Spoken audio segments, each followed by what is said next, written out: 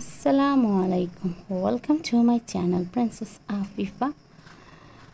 আমি আজ একটি রেসিপি নিয়ে এসেছি। দেখতেই পাচ্ছেন, এগুলো হচ্ছে মলা শুটকি।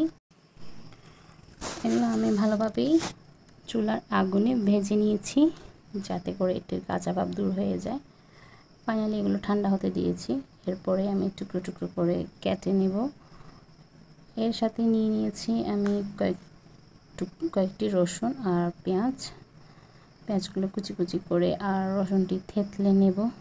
এখন দিয়ে দিয়েছি তেলের মধ্যে রসুনটি খুব ভালোভাবে লাল হওয়া পর্যন্ত, ব্রাউন কালার হওয়া পর্যন্ত এটি ভালোভাবে ভেজে নেব। কারণ এটি যখন খুব ভালোভাবে ভাজা হয়ে যায়, এটির স্মেলটি অসাধারণ হয়ে ওঠে। আপনারা হয়তো বা এখনও বুঝতে পারেননি আমি কি তৈরি করছি। এখন পেঁয়াজ কুচিগুলো ভালোভাবেই ভেজে নেব, একদম মিষ্টি মিষ্টি ফ্লেভার চলে আসা পর্যন্ত ভাজতে হবে। আমি এটি হচ্ছে বাটা মরিচ করছি। অনেকে হয়তো বা জানেন না, আবার অনেকে হয়তো বা জানেন। ছোটো ছোটো আকারে শুটকিগুলো দিয়ে দিলাম। এবার এগুলোর সাথে ভেজে নেব। তেলের মাঝেই করতে হবে এটি।